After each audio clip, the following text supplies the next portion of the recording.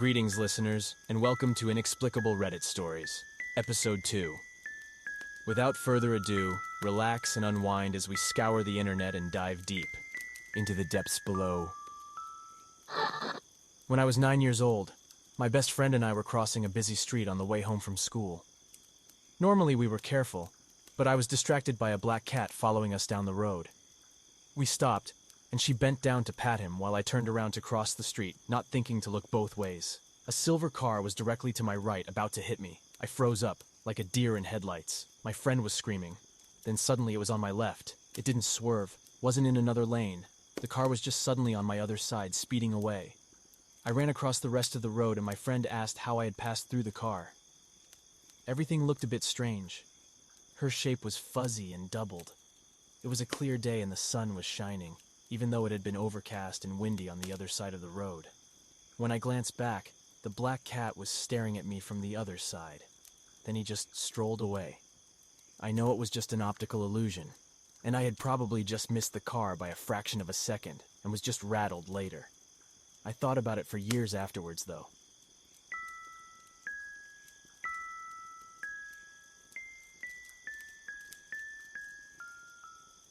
I was a young mother with 2 kids about 8 months and 3. We lived in Pittsburgh in an old Victorian home, very common there. We had just come home from a long Easter Sunday at my brother-in-law's. The kids were tired, and we needed to get up early for work and daycare, so we were hurrying to unload the car and get them into bed. I ran upstairs and got the baby down in her crib. My husband was unloading and parking the car, etc. when I returned to get my son to put him to bed next. For reasons I can't explain, instead of taking him upstairs, I just walked over and turned on the TV in the lounge room and asked him if he wanted to watch it for a while with Mommy.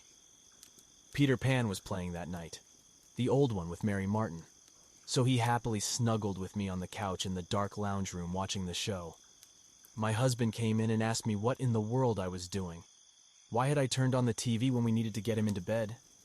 I really couldn't explain my impulse, and I just told him not to worry about it. I'd get him down in a little while. And we kept watching TV. As time went by, my husband got more and more concerned about how late it was getting and why I wouldn't put our son to bed. He kept asking me to turn off the TV and take him upstairs. The more upset he got, the more stubborn I became about not taking him upstairs.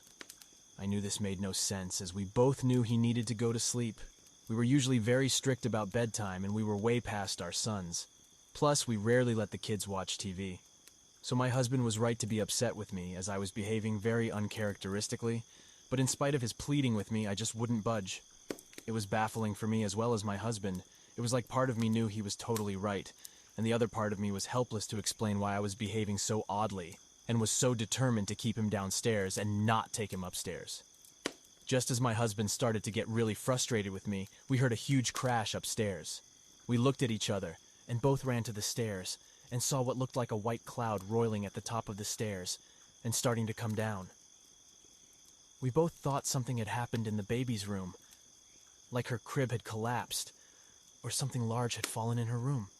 So we raced upstairs and found she was fine, still asleep, and nothing in her room was disturbed. But in my son's room, we saw the cloud of white dust still coming out the door.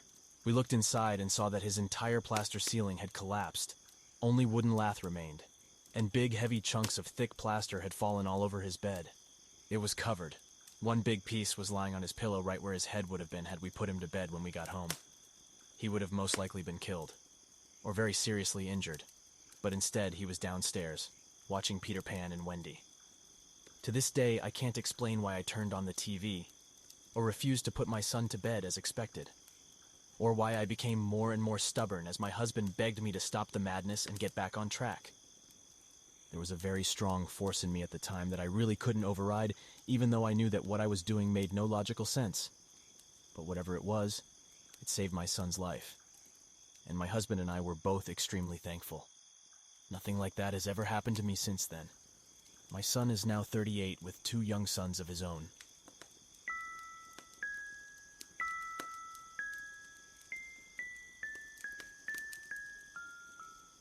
One night, when I was about 16 years old, I swear I glitched into the Matrix or something. I'd finally decided to get off my computer and go to bed, around 2 a.m. if memory serves me correctly. At that time, my family and I lived in a decently sized 2-story house. The staircase to the second floor was pretty basic.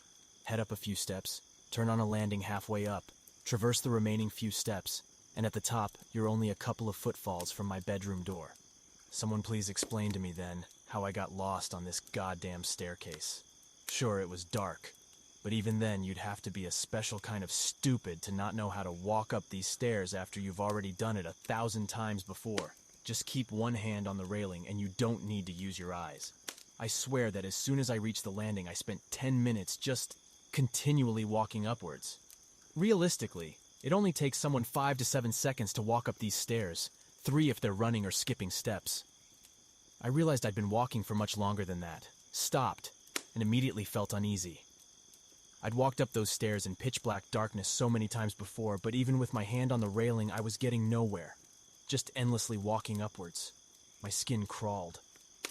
If my brother hadn't turned on the upstairs hallway light, I'm not sure I would have made it to my bedroom. Guy blinked sleepily at me and asked me if I was okay, and all I could say was, "I legitimately have no idea." Told him the next day what had happened, and he told me that the reason he'd come out of his room in the first place was because he'd heard footsteps on the stairs for several minutes. What the hell, man? I wasn't so tired that I just mindlessly walked up and down the stairs for a while. I was completely awake, and not once did it suddenly feel like I'd turned around to walk back downstairs at any time.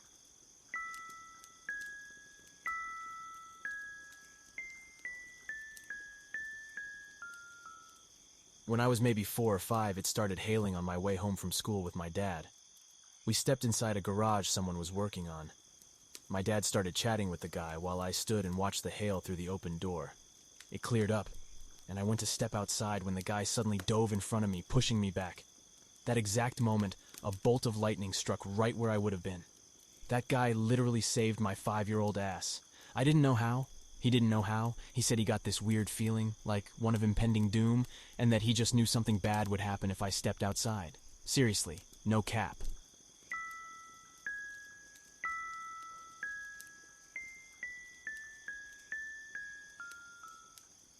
We were staying in France with a family friend's family. He spoke French, but his family didn't. They had a large bedroom with 2 double beds on 2 adjoining walls. I have 3 brothers, and we were all very young, so the 4 of us were sharing the 2 beds. I woke up in the middle of the night to see a woman in a pink dress sat on a chair next to the opposing bed. She was knitting. There was a man in a brown suit stood next to her, one arm on her shoulder. Suddenly she stopped, looked at me, and ran toward me. I blinked, and they were gone. Now there are no pictures in the house of these 2 wearing these clothes. I didn't know who they were, nor the relevance of what they were doing. We were told, via the friend, that this was the bedroom of his grandparents. She used to sit there and knit. They were buried in a pink dress and brown suit. I don't believe in ghosts, but I have no rational explanation for what I saw.